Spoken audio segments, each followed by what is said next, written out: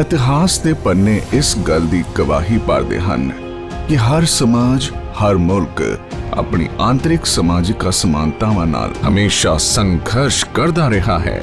ਧਰਮ, ਜਾਤ-ਪਾਤ, ਊਚ ਨੀਚ ਤੇ ਅਮੀਰ ਗਰੀਬ ਦੇ ਫਰਕ ਨੇ ਸਮਾਜ ਨੂੰ ਹਮੇਸ਼ਾ ਕੁਰੂਪਿਤ ਕੀਤਾ ਹੈ। ਇਹ ਬੁਰਾਈਆਂ ਅੱਜ ਵੀ ਸਾਡੇ ਸਮਾਜ ਨੂੰ ਕੋੜ ਦੀ ਤਰ੍ਹਾਂ ਖਰਾਬ ਕਰਦੀਆਂ ਹਨ। ਜਿਸ ਵੇਲੇ ਸਮਾਜ ਦੀ ਇਹ ਬੁਰਾਈਆਂ ਉਰੂਜ ਤੇ ਸਨ, ਉਸ ਵੇਲੇ ਇਹਨਾਂ ਬੁਰਾਈਆਂ ਨੂੰ ਦੂਰ ਕਰਨ ਲਈ ਦੁਨੀਆ ਨੂੰ ਏਕਤਾ ਤੇ ਸਮਾਨਤਾ ਦੀ ਸਾਂਝੀ ਵਾਰਤਾ ਦਾ ਸੁਨੇਹਾ ਦੇਣ ਲਈ 550 ਸਾਲ ਪਹਿਲਾਂ ਇੱਕ ਪ੍ਰਭਾਵਸ਼ਾਲੀ ਅਤੇ ਬੁਲੰਦ ਆਵਾਜ਼ ਦਾ ਜਨਮ ਹੋਇਆ।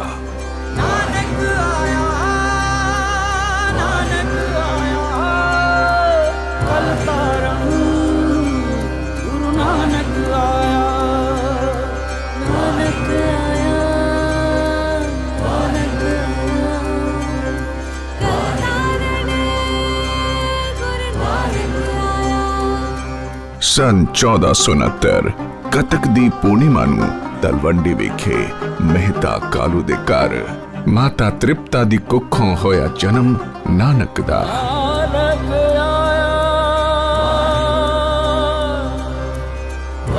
ਵੱਡੀ ਭੈਣ ਨਾਨਕੀ ਦੇ ਨਾਂ ਤੋਂ ਹੀ ਇਹਨਾਂ ਦਾ ਨਾਂ ਨਾਨਕ ਰੱਖਿਆ ਗਿਆ। ਇਹਨਾਂ ਨੇ ਬਚਪਨ ਤੋਂ ਹੀ ਜ਼ਿੰਦਗੀ ਦੇ ਵੱਖ-ਵੱਖ ਪੜਾਵਾਂ ਤੇ ਆਪਣੇ ਪਿਤਾ ਜੀ ਤੇ ਹੋਰ ਵਿਦਵਾਨਾਂ ਨਾਲ ਤਰਕ ਵਿਤਰਕ ਕਰਕੇ ਆਪਣੀ ਅਸਾਧਾਰਨ ਸੋਚ ਨਾਲ ਸਭ ਨੂੰ ਨਾ ਸਿਰਫ ਹੈਰਾਨ ਕੀਤਾ, ਬਲਕਿ ਉਹਨਾਂ ਨੂੰ ਸੋਚਣ ਲਈ ਮਜਬੂਰ ਵੀ ਕੀਤਾ। ਉਹ ਰੂਹਾਨੀ ਰਾਹਗੀਰ, ਸੰਤ ਫਕੀਰ, ਮਹਾਨ ਕਵੀ ਅੱਗੇ ਚੱਲ ਕੇ ਨਾਨਕ ਤੋਂ ਗੁਰੂ ਨਾਨਕ ਦੇਵ ਕਹਿਲਾਇਆ।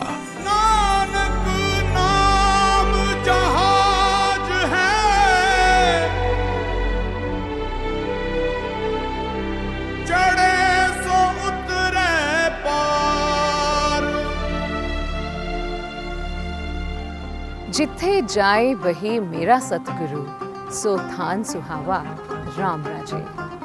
ਜ਼ਿੰਦਗੀ ਦੇ ਇਸ ਸਫ਼ਰ ਵਿੱਚ ਅਸੀਂ ਕਈ ਸੜਕਾਂ ਤੋਂ ਹੋ ਗੁਜ਼ਰਦੇ ਹਾਂ, ਕਈ ਰਾਹਾਂ ਤੇ ਕਦਮ ਲੈਂਦੇ ਹਾਂ, ਪਰ ਕੋਈ ਵਿਰਲਾ ਹੀ ਐਸਾ ਹੁੰਦਾ ਹੈ ਜਿਸ ਦੇ ਪਦ ਚਿੰਨ੍ਹ, ਜਿਸ ਦੇ ਕਦਮਾਂ ਦੇ ਨਿਸ਼ਾਨ ਉਹਨਾਂ ਸੜਕਾਂ ਤੇ, ਉਹਨਾਂ ਰਾਹਾਂ ਤੇ ਹਮੇਸ਼ਾ ਲਈ ਚਸਪ ਹੋ ਜਾਣ ਤੇ ਜਿੱਥੇ-ਜਿੱਥੇ ਉਹ ਰਾਹਗੀਰ ਗਿਆ ਹੋਵੇ ਉਸ ਦੇ ਪਦ ਚਿੰਨ੍ਹ ਹਮੇਸ਼ਾ ਲਈ ਪੂਜਨੀय ਹੋ ਜਾਣ ਤੇ ਅਨੰਤ ਕਾਲ ਤੱਕ ਪੂਰੀ ਦੁਨੀਆ ਉਸ ਦੇ ਪਦ ਚਿੰਨ੍ਹਾਂ ਤੇ ਚੱਲਣ ਦੀ ਕੋਸ਼ਿਸ਼ ਕਰਦੀ ਰਹੇ। ऐसे ही रूहानी राहगीर दे अनेका पद चिन्हां विचों कुछ महत्वपूर्ण पद चिन्हां दे दर्शन असीं करांगे, जिसने अपने रबाबी साथी दे नाल 24 सालां तक 20 तो भी ज़्यादा मुल्कां विच घुम के सारी दुनिया नूं नाम जपण, किरत करन ते वंड के छक्कण दा रब्बी सुनेहा दिता।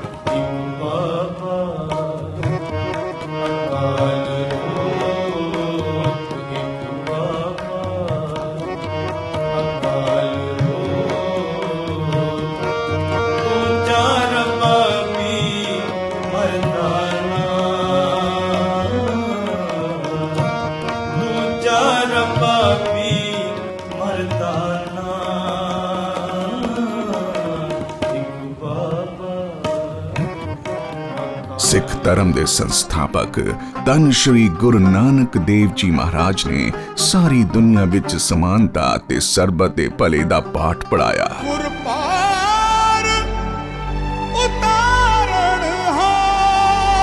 नाले औरतां नूं इस समाज विच बराबरी दा हक देण दी क्रांतिकारी विचारधारा दी शुरुआत कीती।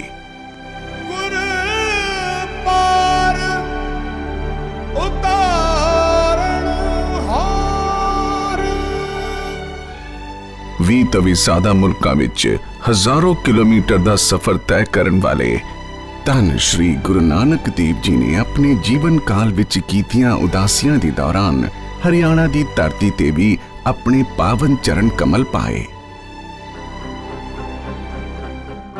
ਗੁਰੂ ਨਾਨਕ ਸਾਹਿਬ ਆਪਣੀ ਪਹਿਲੀ ਉਦਾਸੀ ਦੌਰਾਨ ਸੁਲਤਾਨਪੁਰ ਹੁੰਦੇ ਹੋਏ ਹਰਿਆਣਾ ਦੀ ਧਰਤੀ ਸਿਰਸਾ ਪੁੱਜੇ। ਸਿੱਖ ਤਾਰੀਖ ਵਿੱਚ ਦਰਜ ਹੈ ਕਿ ਗੁਰੂ ਮਹਾਰਾਜ ਜੀ ਦੇ ਗਿਆਨ ਅਤੇ ਉਹਨਾਂ ਦੀ ਸਿੱਖਿਆ ਤੋਂ ਪ੍ਰਭਾਵਿਤ ਹੋ ਕੇ ਵੱਖ-ਵੱਖ ਧਰਮਾਂ ਦੇ ਲੋਕ ਗੁਰੂ ਸਾਹਿਬ ਤੋਂ ਪ੍ਰਭਾਵਿਤ ਹੋਏ ਤੇ ਉਹਨਾਂ ਦੀ ਸ਼ਰਨ ਵਿੱਚ ਆਏ। ਹਰਿਆਣਾ ਦੀ ਧਰਤੀ ਤੇ ਗੁਰੂ ਸਾਹਿਬ 1508 ਫਰਵਰੀ ਦੇ ਮੱਧ ਵਿੱਚ ਦਾਖਲ ਹੋਏ। ਗੁਰੂ ਸਾਹਿਬ ਪਹਿਲੇ ਸਰਸਾ ਵਿੱਚ ਆਏ, ਜਿੱਥੇ ਉਹਨਾਂ ਨੇ ਇੱਥੇ ਦੇ 2 ਮੁਸਲਮਾਨ ਫਕੀਰ ਪੀਰ ਬਹਾਵਲ ਅਤੇ ਪੀਰ ਅਬਦੁਲ ਸ਼ੁਕਰ ਦੇ ਨਾਲ ਧਾਰਮਿਕ ਚਰਚਾਵਾਂ ਕੀਤੀਆਂ ਤੇ ਉਸ ਤੋਂ ਬਾਅਦ 1508 ਫਰਵਰੀ ਦੇ ਅੰਤ ਵਿੱਚ ਗੁਰੂ ਸਾਹਿਬ ਹਰਿਆਣਾ ਦੇ ਕਰਾ ਪਹੁੰਚੇ।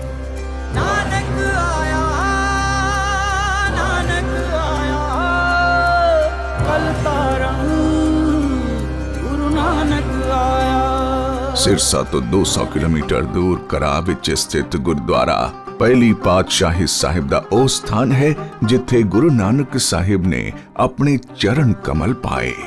ਇੱਥੇ ਦਾ ਸ਼ਾਂਤੀ ਭਰਿਆ ਰੂਹਾਨੀ ਮਾਹੌਲ ਗੁਰੂ ਨਾਨਕ ਸਾਹਿਬ ਜੀ ਦੀ ਆਮਦ ਦੀ ਗਵਾਹੀ ਅੱਜ ਵੀ ਭਰਦਾ ਹੈ। ਇੱਥੇ ਗੁਰੂ ਸਾਹਿਬ ਇੱਕ ਦਿਨ ਰੁਕਣ ਤੋਂ ਬਾਅਦ ਕਰਾ ਤੋਂ 11 ਕਿਲੋਮੀਟਰ ਦੂਰ ਪੇਹਵਾ ਪਹੁੰਚੇ।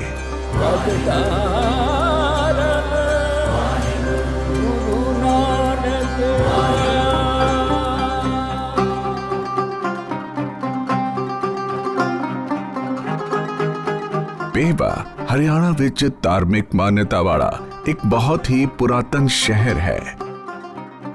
ਕਰਮਕਾਂਡ ਦੇ ਜੰਜਾਲਾਂ ਵਿੱਚ ਫਸੇ ਲੋਕਾਂ 'ਚ ਜਦ ਆਪਸੀ ਦਵੇਸ਼ ਵੱਧ ਰਿਹਾ ਸੀ ਅਤੇ ਆਪਸੀ ਭਾਈਚਾਰੇ ਦਾ ਖਾਤਮਾ ਹੋ ਰਿਹਾ ਸੀ, ਉਸ ਵੇਲੇ ਗੁਰੂ ਸਾਹਿਬ ਨੇ ਪੇਹਵਾ ਦੇ ਲੋਕਾਂ ਨੂੰ ਕਰਮਕਾਂਡਾਂ ਤੋਂ ਦੂਰ ਹਟ ਕੇ ਸਰਬੱਤ ਦੇ ਭਲੇ ਨੂੰ ਹੀ ਸਭ ਤੋਂ ਵੱਡਾ ਧਰਮ ਮੰਨਣਾ ਸਿਖਾਇਆ। ਗੁਰੂ ਨਾਨਕ ਦੇਵ ਮਹਾਰਾਜ ਜੀ ਦੀ ਪੇਹਵਾ ਆਮਦ ਦੀ ਗਵਾਹੀ ਭਰਦੇ ਹਨ ਇੱਥੇ ਦੇ ਸੁੰਦਰ ਅਤੇ ਭਵਯ ਗੁਰਦੁਆਰਾ ਸਾਹਿਬ ਤੇ ਉਹਨਾਂ ਦੇ ਸਿਧਾਂਤਾਂ ਦੇ ਪ੍ਰਭਾਵ ਦੀ ਗਵਾਹੀ ਭਰਦੀਆਂ ਹਨ ਇੱਥੇ ਦੂਰ ਦੂਰ ਤੋਂ ਆਉਣ ਵਾਲੀਆਂ ਸੰਗਤਾਂ।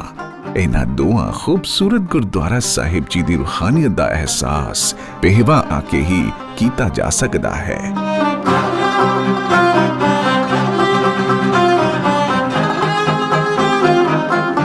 ਅਸੀਂ ਸੰਧਿਆ ਵੇਲੇ ਜਦ ਇਸ ਗੁਰਦੁਆਰਾ ਸਾਹਿਬ ਪਹੁੰਚੇ ਤਾਂ ਇੱਥੇ ਰਹਿਰਾਸ ਸਾਹਿਬ ਦੇ ਪਾਠ ਦਾ ਆਨੰਦ ਮਾਣਦੇ ਹੋਏ ਅਸੀਂ ਉਸ ਆਰਤੀ ਦਾ ਵੀ ਆਨੰਦ ਮਾਣਿਆ ਜਿਸ ਦੀ ਰਚਨਾ ਕਰ ਸ਼੍ਰੀ ਗੁਰੂ ਨਾਨਕ ਦੇਵ ਸਾਹਿਬ ਮਹਾਰਾਜ ਜੀ ਨੇ ਪੂਰੇ ਬ੍ਰਹਮਾਂਡ ਨੂੰ ਇੱਕ ਸੂਤਰ ਵਿੱਚ ਬੰਨ੍ਹ ਦਿੱਤਾ।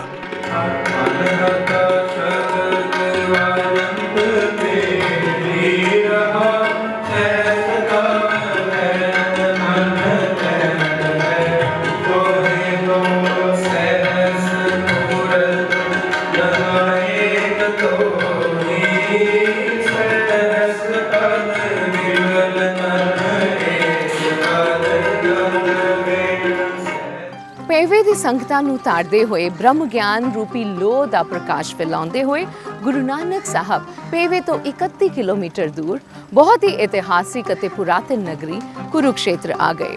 ਕਿਹਾ ਜਾਂਦਾ ਹੈ ਜਦ ਗੁਰੂ ਮਹਾਰਾਜ ਜੀ ਕੁਰੂਕਸ਼ੇਤਰ ਆਏ ਉਸ ਵੇਲੇ ਇੱਥੇ ਗ੍ਰਹਿਣ ਅਤੇ ਮੇਲਾ ਲੱਗਿਆ ਹੋਇਆ ਸੀ। ਇੱਥੇ ਰੁਕ ਕੇ ਗੁਰੂ ਮਹਾਰਾਜ ਜੀ ਨੇ ਕਾਫੀ ਬਾਣੀ ਦਾ ਉਚਾਰਨ ਵੀ ਕੀਤਾ। ਮਲਾਰ ਦੀ ਵਾਰ ਦੀ 25ਵੀਂ ਪੌੜੀ ਦੇ ਸ਼ਬਦ ਦਾ ਵੀ ਉਚਾਰਨ ਗੁਰੂ ਸਾਹਿਬ ਨੇ ਕੁਰੂਕਸ਼ੇਤਰ ਰਹਿ ਕੇ ਹੀ ਕੀਤਾ। ਨਾਨਕ ਆਇਆ, ਨਾਨਕ ਆਇਆ, ਕਲ ਤਾਰਨ। ਕੁਰੂਕਸ਼ੇਤਰ ਦੇ ਬ੍ਰਹਮ ਸਰੋਵਰ ਦੇ ਨਜ਼ਦੀਕ ਕਿਰਮਚ ਰੋਡ ਤੇ ਹੀ ਗੁਰਦੁਆਰਾ ਪਹਿਲੀ ਪਾਤਸ਼ਾਹੀ ਸੁਸ਼ੋਭਿਤ ਹਨ ਜਿੱਥੇ ਸ਼੍ਰੀ ਗੁਰੂ ਨਾਨਕ ਦੇਵ ਮਹਾਰਾਜ ਜੀ ਨੇ ਆਪਣੇ ਚਰਨ ਕਮਲ ਪਾਏ। ਕੁਰੂਕਸ਼ੇਤਰ ਦੀ ਸੰਗਤਾਂ ਨੂੰ ਤਾਰਦੇ ਹੋਏ ਹਰਿਦੁਆਰ ਜਾਣ ਤੋਂ ਪਹਿਲਾਂ ਗੁਰੂ ਨਾਨਕ ਸਾਹਿਬ ਕੁਰੂਕਸ਼ੇਤਰ ਤੋਂ 70 ਕਿਲੋਮੀਟਰ ਦੂਰ ਕਪਾਲ ਮੋਚਨ ਵੀ ਗਏ। ਨਾਨਕ ਆਇਆ। ਹਿੰਦੂ ਧਰਮ ਦੇ ਲਈ ਧਾਰਮਿਕ ਮਾਨਤਾਵਾਂ ਵਾਲਾ ਇੱਕ ਹੋਰ ਬੜਾ ਪ੍ਰਸਿੱਧ ਸ਼ਹਿਰ ਯਮੁਨਾ ਨਗਰ ਜ਼ਿਲ੍ਹੇ ਵਿੱਚ ਸਥਿਤ ਗੁਰਦੁਆਰਾ ਪਹਿਲੀ ਪਾਤਸ਼ਾਹੀ ਕਪਾਲ ਮੋਚਨ ਉਸ ਸਥਾਨ ਤੇ ਸ਼ੁਭਾਇਮਾਨ ਹੈ ਜਿੱਥੇ ਗੁਰੂ ਨਾਨਕ ਸਾਹਿਬ ਜੀ ਨੇ ਕਦਮ ਰੱਖੇ। ਚਾਰੇ ਪੈਰ ਧਰਮ ਦੇ 4 ਵਰਨ ਇੱਕ ਵਰਨ ਕਰਾਇਆ, ਨਾਨਕ ਆਇਆ ਗੁਰੂ ਨਾਨਕ ਆਇਆ, ਕਲ ਤਾਰਨ ਗੁਰੂ ਨਾਨਕ ਆਇਆ। ਹਰਿਆਣਾ ਦੇ ਲੋਕਾਂ ਨੂੰ ਧਰਮ, ਜਾਤ-ਪਾਤ ਅਤੇ ਅੰਧ ਵਿਸ਼ਵਾਸ ਦੇ ਜੰਜਾਲਾਂ 'ਚ ਮੁਕਤ ਕਰਾਉਂਦੇ ਹੋਏ ਗੁਰੂ ਸਾਹਿਬ ਨੇ ਆਪਣੀ ਪਹਿਲੀ ਉਦਾਸੀ ਦੇ ਦੌਰਾਨ ਇੱਥੇ ਦੇ 5 ਮਹੱਤਵਪੂਰਨ ਸਥਾਨਾਂ ਤੇ ਰਹਿੰਦੇ ਹੋਏ ਇੱਥੇ ਦੇ ਲੋਕਾਂ ਨੂੰ ਖਲਕਤ ਦਾ ਭਲਾ ਕਰਨ ਦਾ ਰੱਬੀ ਸੁਨੇਹਾ ਦਿੱਤਾ। ਇਸ ਤੋਂ ਬਾਅਦ ਇੱਕ ਵਾਰੀ ਫਿਰ ਆਪਣੀ ਦੂਜੀ ਉਦਾਸੀ ਦੇ ਦੌਰਾਨ ਗੁਰੂ ਨਾਨਕ ਸਾਹਿਬ ਨੇ ਹਰਿਆਣਾ ਦੀ ਧਰਤੀ ਵਿੱਚ ਆਪਣੇ ਪਵਿੱਤਰ ਚਰਨ ਕਮਲ ਪਾਏ। ਮੀਰ ਹੋਤਾ ਹੁੰਦੇ ਹੋਏ ਯਾਨੀ ਕਿ ਲੁਧਿਆਣਾ ਹੁੰਦੇ ਹੋਏ ਉਹ ਪਹਿਲੇ ਕਰਨਾਲ ਤੇ ਉਸ ਤੋਂ ਬਾਅਦ ਪਾਨੀਪਤ ਆਏ। ਨਾਨਕ ਆਇਆ, ਨਾਨਕ ਆਇਆ। ਕਰਨਾਲ ਦੇ ਕਲੰਦਰੀ ਗੇਟ ਦੇ ਨੇੜੇ ਗੁਰਦੁਆਰਾ ਪਹਿਲੀ ਪਾਤਸ਼ਾਹੀ ਉਹ ਸਥਾਨ ਹੈ ਜਿੱਥੇ ਗੁਰੂ ਸਾਹਿਬ ਨੇ ਪੜਾ ਕੀਤਾ। ਕਿਹਾ ਜਾਂਦਾ ਹੈ ਉਸ ਵੇਲੇ ਜਦ ਗੁਰੂ ਸਾਹਿਬ ਨੇ ਇੱਥੇ ਕੀਰਤਨ ਕੀਤਾ ਤਾਂ ਕੁਝ ਮੁਕਾਮੀ ਲੋਕਾਂ ਨੇ ਇਕੱਠੇ ਹੋ ਕੇ ਸੰਗੀਤ ਨੂੰ ਸ਼ਰੀਅਤ ਦੇ ਖਿਲਾਫ ਦੱਸਿਆ। ਗੁਰੂ ਸਾਹਿਬ ਨੇ ਸੰਗੀਤ ਨੂੰ ਰੂਹਾਨੀਅਤ ਦਾ ਇੱਕ ਅਹਿਮ ਹਿੱਸਾ ਦੱਸਦੇ ਹੋਏ ਇੱਥੇ ਦੇ ਸੂਫੀ ਫਕੀਰਾਂ ਮੁਬਾਰਕ ਅਲੀ ਸ਼ਾਹ, ਅਬੂ ਅਲੀ ਸ਼ਾਹ ਕਲੰਦਰੀ, ਸ਼ੇਖ ਮੁਬਾਰਕ ਸ਼ਾਹ, ਸ਼ੇਖ ਅਲਾਉਦੀਨ ਅਤੇ ਸ਼ੇਖ ਸ਼ਰਫ ਨਾਲ ਸੱਚੇ ਧਰਮ ਦੀ ਚਰਚਾ ਕਰਦੇ ਹੋਏ ਇੱਥੇ ਦੇ ਲੋਕਾਂ ਨੂੰ ਤਾਰਿਆ।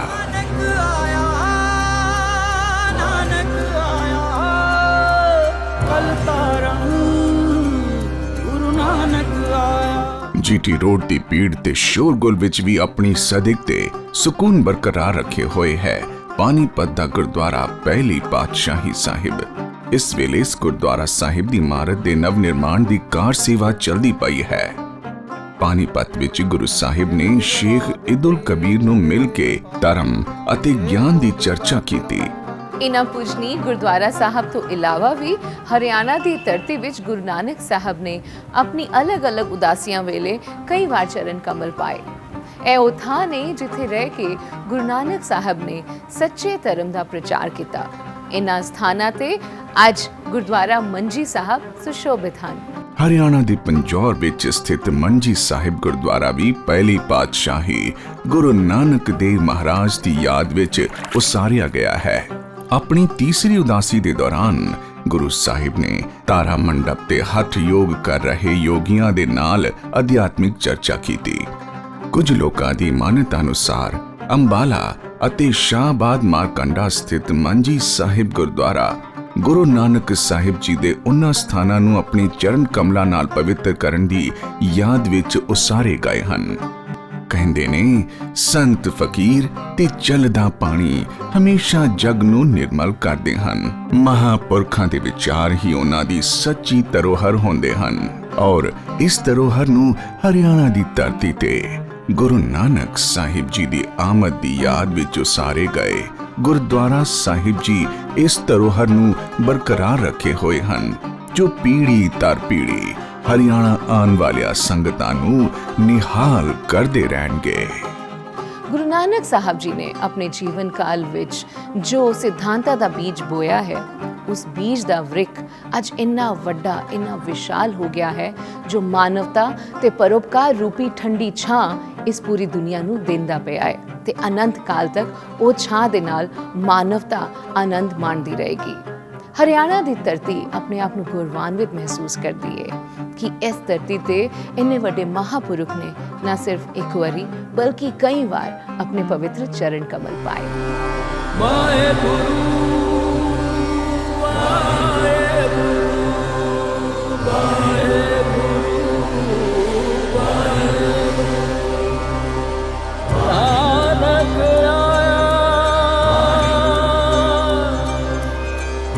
Bye.